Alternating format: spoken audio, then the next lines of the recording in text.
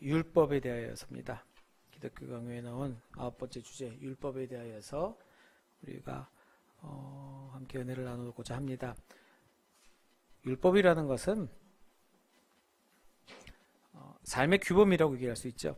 율법은 삶의 규범입니다.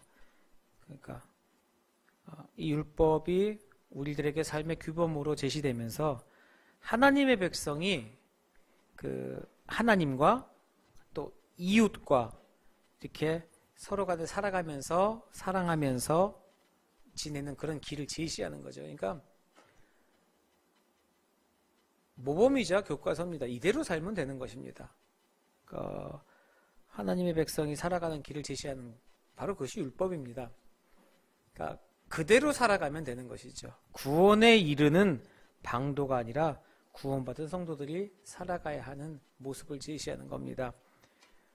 어떻게 내가 살아가야 되는지 모르고 무엇이 하나님의 뜻인지 모르겠습니다. 율법대로 살면 됩니다.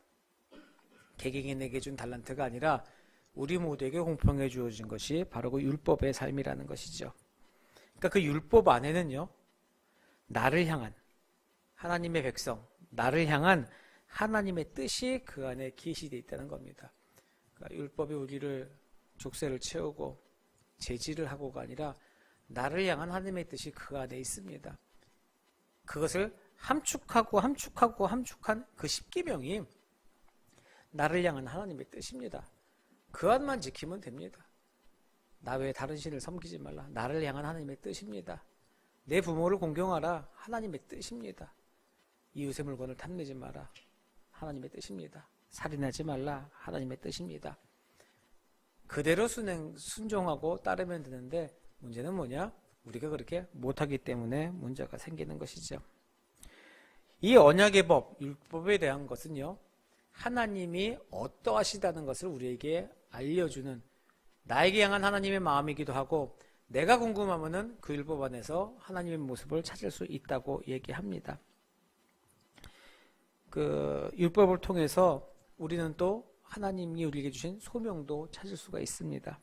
그리고 하나님이 얼마만큼 큰 분이시면서 어떠한 분이신가도 알아낼 수가 있는 것이지요. 그러니까 율법을 내가 대하고 그대로 살아가는 것은 이렇게 얘기합니다. 하나님을 직접 만나고 대하는 것과 다를 바가 없다라고 칼빈은 이야기를 하죠. 근데 그 율법을 우리는 곡해하고 오해하고 우리들 마음대로 바꿔서 받아들이기 때문에 문제가 되는 겁니다. 하나님의 율법이 아닌 인간의 법칙과 인간의 규례로 바꾸니까 항상 문제가 되는 것이죠. 율법의 본질은요, 율법이라고 하는 것은 경건하고 올바른 삶의 규범, 하나님이 주신 그 언약의 법을 이야기합니다. 하나님께서 어떠하시고 우리를 이끄시고, 율법은요 세상의 법과는 다릅니다. 세상의 법은 어떠한 형벌을 줌으로 인하여서 두려움을 고지합니다. 이거 안 지키면은 이렇게 돼버려. 그러니까 지켜야 된다. 이거 안 하면은 뭐 벌금 얼마, 이거 어기면은 징역 얼마, 이런 식으로 나오지 않습니다. 이렇게 우리에게 다가오지 않습니까? 하지만 율법은 우리에게 이런 그 억제하는 기능에만 머무르지 않는다는 것이죠. 율법은 규범도 제시하지만요, 그 다음에 정죄하는 일도 함께 합니다. 본래 율법은 하나님의 백성이 살아가야 할 규범으로 우리에게 수여되어 준 것이니까 우리는 그것을 기쁘게 받아들여야 하는데, 율법이라고 얘기를 하면은 먼저 딱딱하게 생각하고 또 그것에 대해서 우리가 어찌 판단하는 것을 어렵게 다가가고 또 그것에 대한 정죄함 먼저 다가가고, 잘했다의 이야기가 아니라 하지 말라의 개념을 먼저 생각하고 있지 않습니까? 그러니 우리에게는 계속해서 딱딱한 그런 마음으로 다가오는 것, 그것이 바로 율법이라는 것이죠. 또한 율법의 기능이요, 우리를 교육합니다. 단순한 우리들의 규례와 어떠한 법령이 아니라 우리를 교육하고 우리를 훈련시켜서 어떤 것을 이르게 하는 것도 율법의 일입니다. 그래서 결국은 뭡니까? 하나님과 사람 간의 사이에 화해의 길을 가르치신다라고 칼빈은 표현하고 있어요. 이게 참 좋은 표현인 것 같습니다. 하나님과 사람 간의 멀어진 관계의 간극을 좁힐 수 있는 길이 바로 율법대로 살아가는 것입니다. 그럼 하나님과 우리와의 관계가 가까워지고 또한 그 교통과 소통이 이루어진다는 거죠. 율법을 통해서 우리는 그리스도의 은혜를 하나님한테 구하고 또 그리스도의 형상을 닮으려고 노력하는 그러한 길이 보인다는 거죠.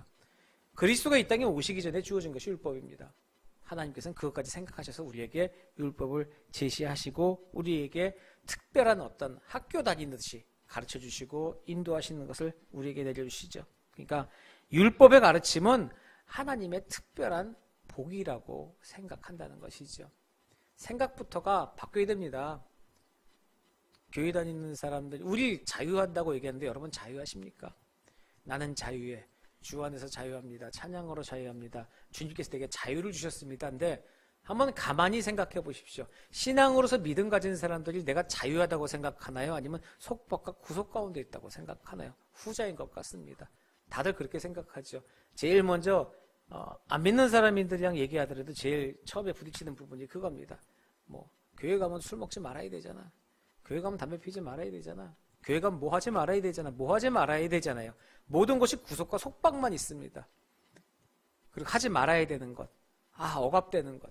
내가 편안하게 자유롭게 살지 못하고 어떤 부분을 일정을 띄어서 어디다 다시 내어야 되고 금전적으로도 자유롭지 않다고 생각합니다. 시간적으로도 자유롭지 않다고 생각을 하지요.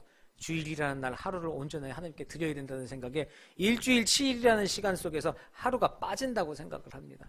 또 금전적인 부분도 마찬가지 아닙니까? 웬 예물은 그렇게 많냐고 누가 물어보더라고요. 감사 주일원금 드리는데 11조에 감사. 근데 또 이거 교육할 때 학생들 특히 주일학교 학생들이 오해하는 게 그거예요. 이제 세뱃돈이나 용돈을 받으면 정성스럽게 11조를 준비합니다. 그리고 11조를 하나님께 드리죠. 11조 드리는 날은 11조만 드립니다. 그 안에 다 들어가 있습니다. 감사원금, 주일원금, 성경, 기타 등등이 다 거기 들어가 있죠. 11조 봉투 하나를 들으면 마음이 뿌듯합니다. 다 드린 것 같은데 근데 그걸 보고 얘기를 합니다. 11조는 하나님 것을 나누는 것이고 그간에 내 안의 것으로 감사를 하고 뭐하고 그러면 입이 슬슬슬 나오기 시작합니다. 전사님 그럼 전 용돈이 없어요. 이런 식으로 얘기를 하는데 관점이 누구냐일 거냐 문제죠. 내 것 띄워드린다고 생각하면 그렇게 되는 것 아닙니까? 자, 시간, 물질, 거기다가 인간관계도요. 믿는 사람들끼리 무슨 뭐 어쩌게 해야 된다. 결혼도 믿는 사람들끼리 해라. 모든 것이 내 마음대로는 없습니다. 그러니 사람들의 관점은 속박입니다. 자유함이 없습니다. 자, 그럼 여기서 우리 스마일하고 있는 우리들은 그렇게 생각하십니까? 우리들의 삶 속에 하나님의 은혜로 자유로우셨습니까? 아니면 내가 하나님으로 인하여서 예수 그리스도로 인하여서 신앙으로 인하여서 내 바운더리와 행동 반경이 좁아지셨다고 생각을 하시냐는 것이죠. 그것의 발을 잡기 시작하면요. 주 안에서 자유해도 안 되는 부분이고요. 거기서 파생되는 주의 사랑으로 사랑합니다도 안 되는 겁니다. 주님 안에서 자유하지 못하는데 어찌 하나님의 사랑으로 내가 이 사람을 사랑하겠습니까? 내가 어떻게 하나님의 사랑으로 지금 예수 그리스도의 사랑으로 덮겠습니까? 내 성질이 먼저죠. 원수를 아까 오전에 말씀드린 원수를 사랑하라가 가능하겠습니까? 원수를 사랑하려면 예수의 사랑으로 안아야 되는데 당장 저 인간이 나한테는 행동을 보면 내가 저걸 어떻게 정말 속된 말로 갈아 마셔도 시원찮은 판에 어떻게 내가 저 사람을 위해서 저 사람 천국 가라 어떻게 저런 사람이 천국 가냐 이거죠. 그러니까 생각이 철저하게 자기 생각으로 바뀌게 되는 겁니다.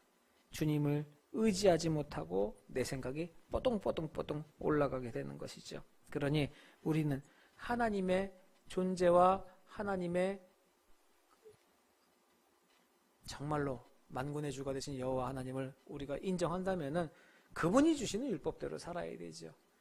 그 판단을 우리 마음대로 배석하면 안 됩니다. 결국요, 우리가 법원에 가서 저도 요즘에 뭐 이런 거 저런 거 신문 보고 뭐 보고 또 하나 요새 또 그 열혈 신부요, 열혈 신부님인가 뭐 신부님이 나와서 싸움하는 뭐 이런 프로그램을 보면은 야 이거 우리가 알고 있는 법 가면은 뭐 다 반려되고 빠꾸되고 이번에도 뭐 하는데 반려된 이유가 다툼의 소지가 있다. 지금 다투고 있잖아요. 법원에 가서 다투고 있는 건데 다툼의 소지가 있어서 뭘 반려한다. 이게 도대체 무슨 얘기지? 난 이해가 안 돼. 그런데요, 결론적으로 법원에 가면은 그대로 따라야 된다는 거죠. 그 법대로. 지금 우리들이 갖고 있는 신앙이요, 하나님에 향한 우리들의 신앙과 우리들의 믿음이 우리가 알고 있는 이 머리에서 따르는 것과 이 마음에서 따르는 것과 우리들의 생각을 이 몸뚱이 안에서 생각하는 것 같고 우리들이 신앙생활하고 마지막에 주님의 보좌 앞에 나갔을 때 하나님 저 이렇게 했는데 하나님 왜 딴소리 하세요? 이거 아니잖아요 해도 우리 마음대로 되지 않는다는 거죠. 억울하다고 손 흔든다고 되는 게 아닙니다. 기준이 누구냐가 중요한 것이죠. 기준이. 내가 사는 삶이 중요한 게 아니라 하나님의 기준이 중요하다는 것입니다. 그것이 바로 율법입니다. 믿는 자기에 우리가 이런 얘기를 할 수 있습니다. 세상에 아직 예수 그리스도를 모르는 자들에겐 율법 뒤밀 수가 없습니다. 이 기준은 하나님의 사람들의 기준이니까요. 우리가 하나님 앞에 올바로 서야 되는데 세상 사람들한테 잣대들 대고 이렇게 하고 우리는 딴소리 하면 이건 기준이 틀린 겁니다. 두 번째 율법의 중보자인 그리스도에 대해서 이야기를 하고 계시죠. 이제 그 율법에 대한 중보자입니다. 제가 프린터만 빼놓고 종이를 안 드렸네요. 이따가 갖고 가시기 바랍니다. 다 빼놨는데 율법의 중보자 되신 주님을 얘기하고 있습니다. 그리스도 예수. 하나님은 선하고 완전하신 그런 규범으로 율법을 주셨다고 말씀을 드렸습니다. 그 율법에 그런데 명령을 주시면서 명령만 주신 게 아니죠.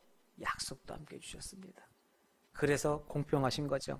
그래서 그리스도는 모든 믿는 자에게 구원을 이루기 위한 율법의 마침이 된다라고 이야기를 합니다. 그래서 그리스도께서는 이 땅에 오실 때 율법을 폐하려 온 게 아니라 율법을 완성시킨다라고 오셨죠. 그것도 단순하게 받아들이면 그러면 율법이 불완전한 거였구나. 그래서 예수가 오심으로 해서 완전을 이루었구나. 아니요. 천만의 말씀 만막의 콩떡이죠. 율법은 완전합니다. 그리스도의 오심이 그 율법의 연장선상에 있는 거죠. 율법이 있었고 하나님이 보니까 요거 잘못됐구나. 그러니까 이거 보수, 개정판에서 예수를 보낸 것이 아니라 그 율법의 완결편, 율법의 안에는 예수 그리스도의 이 땅에 오심까지도 포함되어 있는 것입니다. 그러니 율법의 1.1획도 패하지 않는다라고 말씀하신 예수님의 말씀이 맞는 것이죠. 그리고 그분이 오셔서 마지막 십자가의 보혈로서 달려서 돌아가실 때 다 이루었다라는 얘기가 그 마지막 하나님의 율법의 완전함을 이루셨다는 이야기입니다. 잘못된 부분이 수정이 아니라 결국 그 연장선상에 있다는 이야기죠. 새로운 복음이 없습니다. 그렇듯이 새로운 율법도 없습니다. 하나님의 말씀은 그 입에서 선포된 그때 그대로 지금까지도 유효하시고 앞으로도 강력한 능력을 발휘하실 것이죠. 그러니 그 말씀 안에서 은혜의 백성들만 있을 뿐입니다. 하나님께서 은혜를 부어주시고 또한 그 은혜의 새 영을 부어주셔서 우리를 건지셔서 언약의 자녀, 의의 자녀로 삼아주시지 않으셨습니까? 그래서 그 은혜의 옷 입은 그 백성들이 아까 말씀드렸듯이 그 율법을 지키면서 살아가는 겁니다. 마음 다하고 뜻하고 힘 다하고 예수 그리스도를 향하여 이런 얘기 있지 않습니까? 하나님의 말씀에 대하여서 또 그런 율법에 의해서 이런 마음을 가지고 살아가야 한다는 거지요. 자, 율법의 중보자이신 그리스도 우리가 너무나도 잘 아는 사실이었으니까 칼빈 짚고 넘어간 몇 가지만 얘기했습니다. 너무나 잘 아는 사실인데 중요한 건 그거죠. 이제 요 다음 단에서 얘기하는 게 율법의 삼중적인 요소를 얘기합니다. 이게 또 이제 삼중적인 요소 이렇게 나오니까 이제 복잡하고 골치 아프기 시작하는데요. 칼빈은 창세기 15장 6절에서 그 15장 6절을 가지고 설교를 했어요. 그래서 그 설교로서 우리의 삶을 세심하게 살펴보도록 이렇게 설교를 해서 우리를 그 궁극적인 절망 안에서 하나님의 구원을 찾는 그런 인생으로 살게 하신다고 이야기를 하고 있습니다. 심하게 모르셔도 됩니다. 그런 얘기를 했다는 것만 알고 계시면 되고요. 칼빈은 이제 이런 작용을 설명하기 위해서 저울과 거울이라는 두 가지 은유를 사용했다고 해요. 우리들에게. 그래서 율법의 정죄 기능을 할 동안에도 그러니까 율법이 우리들의 삶 속에 정죄 기능을 할 때도 삶의 규범으로 하나님의 뜻에 올바른 그런 마음을 갖고 깨달으는 그런 우리들의 직분을 수행해야 된다. 하나님이 정죄함으로 우리에게 그런 율법으로 강력하게 낼 때도 우리는 그 하나님의 뜻을 깨달을 수 있도록 거기서 무서워하지 말고 올바른 직분대로 살아가야 한다라고 이야기를 합니다. 그러기 위한 삶을 거룩하고 정당하고 선한 것으로 살아라라고 이야기하죠. 세상적인 관념이 아닙니다. 하나님 보시기에 거룩하고 정당하고 선하라고 말씀하고 있습니다. 그래서 율법의 용법을 얘기하고 있는데요. 제1용법, 뭐 제2용법 이렇게 얘기합니다. 근데 그 중에 율법의 제1용법은요, 하나님이 적극적으로 작정하지 않은 인간의 우연한 속성, 어렵죠? 이거 쉽게 얘기하면 뭐냐면요, 죄성으로 말미암아 생긴 작용입니다. 인간에게 율법을 통하여서 의를 깨닫게 해서 그리스도의 의를 찾을 수밖에 없게 하는 칭의의 단계, 죄성을 깨닫게 하는 단계를 율법의 첫 번째 그 용법이라고 얘기해요. 율법이 하는 일, 사람을 죄성에서부터 깨닫게 하는 일을 또 그런 작용을 한다고 얘기합니다. 그리고 율법의 제 두 번째 용법이 있습니다. 이건 뭐냐 하면은 그 형벌에 대한 두려움으로 죄를 억제하도록 하는 기능. 이건 이제 우리하고 비슷하죠. 형벌을 가지고 무서워서 못하게. 어린아이들 어릴 때 죄를 지면은 종아리 치고 난 이유가 뭡니까? 다시는 그런 거 하지 말라고 치면서 너 다시 똑같은 죄를 저지를 때 이 아픔을 기억하고 절대로 죄 지지 말라고 해서 종아리를 치는 거잖아요. 이게 내 속속에서 기분 나빠갖고 때리는 게 아니라 그게 사랑의 매입니다. 사랑의 매와 그 사랑의 매가 아닌 거의 차이점은 그거죠. 내가 분노해서 때리면 그것은 폭행입니다. 하지만 네가 다시 이 일을 겪지 않았으면 좋겠어. 그러기 위해서는 이거 다시 계속 그러니까 더 강력한 이 아픔 가지고 넌 절대로 이 아픔 하지 말아라고 때리는 그것이 사랑의 매 아닙니까? 이거와 동일합니다. 이 용법은 이 율법의 두 번째 용법은요, 어찌 보면 내부적인 영혼이 아니라 외부의 행위를 규율한다라고 이야기합니다. 그러니까 외부적으로 밝혀져서 형벌을 받은, 그렇게 내가 벌을 받겠다라는 그런 두려움 때문에 율법 어기지 않는 거죠. 강력할 수 있습니다. 하지만 약간 이 고통과 이런 충격과 없으면은 잊어버릴 수 있는 그런 단계가 될 수 있습니다. 그러니까 이 용법, 이 두 번째 용법과 첫 번째 그러니까 죄성을 건드려서 깨닫게 하려는, 아픔을 주서 하려는 것은 다름이 없죠. 거의 비슷합니다. 근데 이 율법에 세 번째 용법이 있다고 해요. 뭐냐면은 영혼 속에 이미 하나님의 영이 살고 다스리시고 있는 그런 신자들 가운데 적용하는 그런 용법입니다. 이미 하나님의 마음을 마음에 품고 내가 하나님의 사람으로서 올바른 성도로 살고 있는 사람들에게 깨달음을 주는 용법이죠. 그래서 이와 관련된 율법은 가르치는 사역과 권고하는 사역에 주목을 한다고 해요.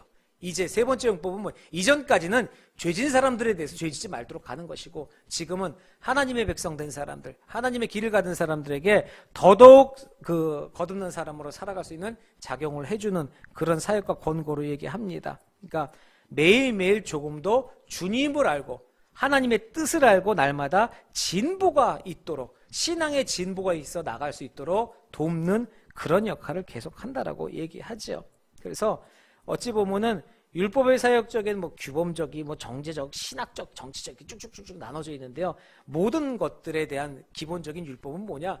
하나님이 우리에게 주신 규례 규범이라고 생각하는 그 틀보다는 어찌 보면 우리에게 주신 선물이라고 얘기할 수 있습니다.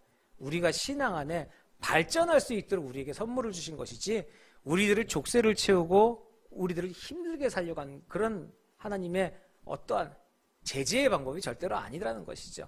그걸 내가 인지하려면 뭡니까? 사랑의 주님이라는 인지가 있어야 됩니다. 나를 얼마나 사랑하신 하나님인지 깨달아야 한다는 것이죠. 똑같은 자녀들이라고 얘기해도 모든 부모님들을 사랑으로 대할 수는 없습니다. 왜냐하면 부모님들에 대한 공경과 그런 것이 우리 부모님은 나를 위해서 생명도 버릴 뿐이야 라고 생각하는 자녀들이 분명히 있을 겁니다. 하지만 그 반대도 있다는 것이죠. 분명 친부모인데도 우리 부모님은 아니야, 우리 엄마 아빠 나 이 세상 제일 싫어해, 밥 먹을 때도 조심해야 돼, 엄마가 언제 약탈지 몰라, 그런 생각을 갖고 있는 사람도 분명히 있을 겁니다. 그게 왜 그렇습니까? 하나님의 사랑, 부모의 사랑 동일하게 한번 바라보십시다. 이 부모님이 나를 사랑하시는 거, 나를 보호하시는 거라는 마음을 들게 되면 모든 것이 긍정적입니다. 받아들이고 그분을 따뜻함을 느낄 수 있는데, 내가 한번 삐뚤어지게 되면은 그것에 대한 부분 계속 부정적일 수밖에 없습니다. 그럼 우리 하나님에 대한 나의 생각은 어떠냐 이거죠. 하나님이 주시는 그 율법이 나에게 족쇄가 됩니까? 그 율법을 통해서 내가 그것을 지키면은 하나님 앞에 복을 받고, 하나님이 이 모든 나에게 든 간섭이, 나에게 주시는 이런 압력 같은 간섭이 나를 하나님의 자녀로 삼고 올바로 나가도록 주님께서 인도하시기 위한 방법이냐, 아니면 모든 행동 중에 시시콜콜 나를 간섭하시고 나를 방해하려는 느낌이냐, 그 두 가지 생각만 확실하게 정립이 되면은 하나님의 말씀이 내게 다가올 때는 기쁨이 될 수도 있고 아주 심한 압력이 될 수도 있다는 거죠.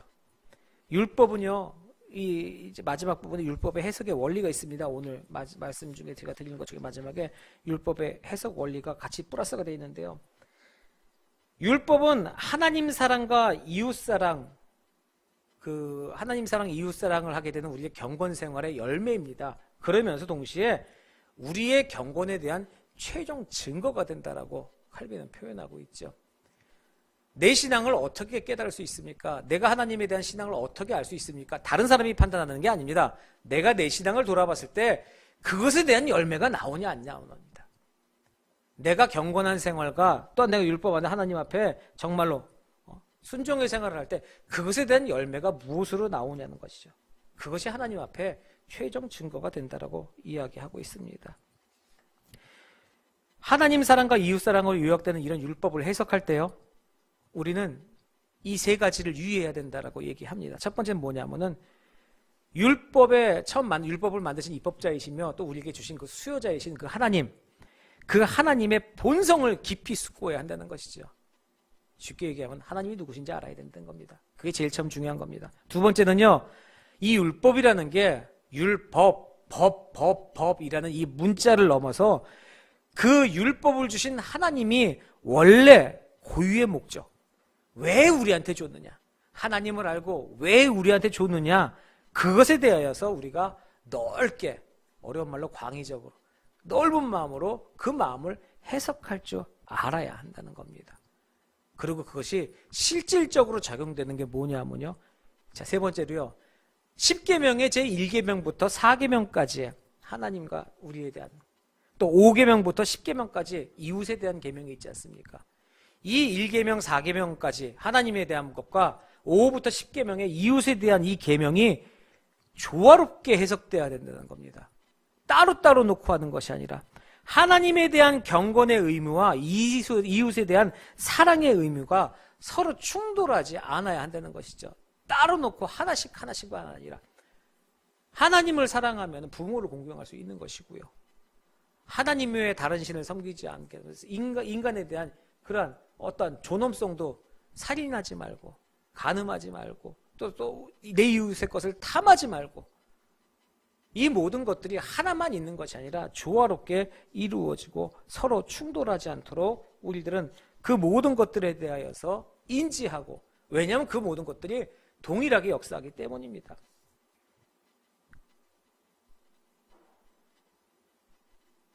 하나님의 뜻이 어떤 것인지 깨달는다는 게 쉽지만은 않은 일은 확실합니다. 하지만 하나님으로의 사랑, 하나님과 우리가 나타내는 하나님의 사랑과 이웃사랑이, 하나님은 우리가 예배하는 존재이기 때문에 더욱더 거룩하고, 이웃사랑은 사람들 간의 관계이기 때문에 그 다음이고 아니라 그 두 사랑은 동일하다는 것을 깨닫게 된다고 칼빈은 얘기하죠. 왜요? 하나님에 대한 사랑과 이웃에 대한 사랑 둘 모두가 하나님께서 우리에게 요청하신 사랑이기 때문이라는 겁니다. 우리가 판단하고 우리가 세우는 것이 아니라 하나님이 말씀하셨습니다. 하나님을 사랑하라. 하나님 사랑, 그리고 이웃을 사랑하라는 1부터 4계명, 5부터 10계명에 하나님 사랑, 이웃 사랑을 동등하게 우리에게 제시했습니다. 그러면은 우리 주위의 형제자매들, 믿음의 형제자매들도 같은 사랑으로 사랑해야 하겠지만 하나님이 말씀하시는 이웃은 또 무엇이 있겠습니까? 믿는 사람들 뿐만이 아니라 정말로 저 광야에 흩어져 있는 주를 알지 못하는 그 사람들, 왜 우리가 그 사람들을 불쌍해하고 가슴 아파해야 하겠습니까? 왜 저 사람들이 예수를 알지 못해서 지옥을 간다는 사실에 왜 우리가 가슴 아파합니까? 저 사람들은 우리하고 아무런 상관이 없는데요. 사돈의 8천, 7천도 아니고요. 가장 친한 친구들도 아닙니다. 이 땅을 떠나서 외국에 저 멀리 지구 반대편에 있는 아프리카에 있는 그런 어린이나 아니 그런 족속들을 위하여서 우리가 기도하고 아파하는 이유가 뭡니까? 바로 하나님께서 말씀하신 하나님 사랑과 이웃 사랑 때문입니다. 나랑 관계가 없더라도 그분이 하라 하셨습니다. 하나님이 우리에게 주신 사명이란 것이죠. 그 사랑이. 그러면 그 사랑을 품고 그 사랑을 깨달을 수 있어야 합니다. 우리들의 생각과 우리들의 판단으로 그것을 저울질하고 또 경중을 따지는 것이 아니라 우리가 이 모든 게 하나님을 예배하는 예배와 동등하다. 하나님을 사랑하고 이웃 사랑하는 것까지가 우리의 예배라는 것을 깨달을 수 있을 것입니다.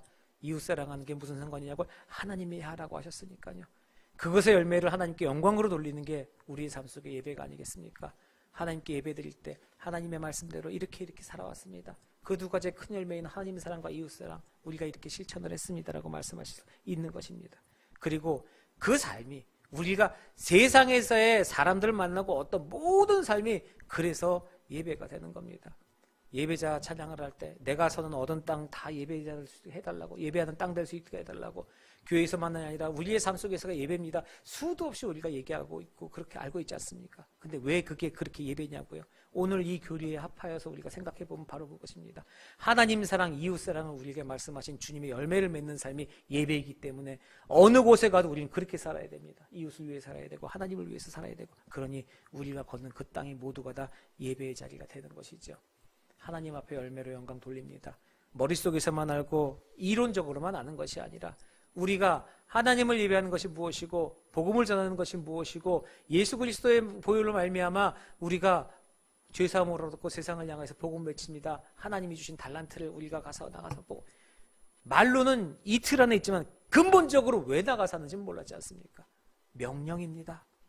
하나님 사랑, 이웃 사랑, 그리고 그분의 명령이기에 우리가 순종하면서 나가는 것이고요. 믿음의 자녀가 할 일은 온전히 순종이라고 얘기합니다. 순종은 복종이 아닙니다. 순종은 내가 자진해서 엎드리는 것이죠. 강압적인 것이 아닙니다. 은혜 받았기에. 그러니 내 삶이 강압적이고 주님의 프레스에 늘려갖고 이것저것 족쇄를 채운 것이 아니라 내가 믿음으로 인하여서 그리스도의 사랑 안으로 있으면서 더욱더 자유하다는 것을 깨닫는 것이 진정한 신앙입니다. 그럴 때 우리가 자유함을 느끼고 모든 것에서 기쁨을 느낄 수 있겠죠. 상황은 변하지 않습니다. 항상 제가 말씀드리죠. 예수 믿고 주님의 은혜 받았다고 해서 모든 것들이 확 좋아지는 상황으로 바뀌는 것이 아닙니다. 상황은 그대로입니다. 하지만 우리에게는 감사가 넘친다는 것이죠. 그 똑같은 상황인데 기쁨이 넘친다는 것입니다. 그러니 세상 사람들은 희한한 것이고 세상 사람들이 궁금한 것이고, 그러니 예수를 알고 싶은 것이고요. 그것이 전도고 그것이 복음 전파의 사명입니다. 내 얼굴의 표정과 내 기쁨의 모습은 내가 만들어서 되지 않습니다. 어머 안녕하세요, 어서 오세요, 주의 사랑으로 사랑합니다. 들어오는 사람이 압니다. 아침에 대판 싸우고 나왔는데도 와서 인사해야 되니까 사랑합니다. 돌아갈 때 전화, 왜 집에 가라고 그랬잖아, 이거 있잖아요. 교회에서 봉사하시다 집에서 애들 쳐다보면 왜 뭐 했는데 집사님 잠깐만, 애들 안에 있다가 이런, 물론 웃자고 하는 얘기죠. 아니요, 절대로 잘 생각해 보시죠. 이거 웃자고 하는 게 아닙니다. 우리들의 인생이 그렇습니다. 그러니 자식들이 부모 모습 보고 교회 안 가죠. 두 얼굴을 가진 부모인데요, 두 얼굴을 가진 신앙인인데 세상 사람들이 우습게 보지 않겠습니까? 여기서는 거룩하고 신실하고 여기 나와서 여기 멋대로 살아가고. 왜 그렇습니까? 기준이 없어서 그렇습니다. 우리 오늘 하나님의 말씀을 가지고 율법대로 살아가는 삶이 절대로 족쇄가 아니라 이 안에서 기쁨을 누리는 삶으로서 하나님 우리들을 변화시켜 주시고, 또 그 안에서 참 기쁨, 참 자유를 누리는 그런 인생 되시기를 주님의 이름으로 축원합니다. 우리 찬양 하나 같이 부르고 기도하도록 하겠습니다.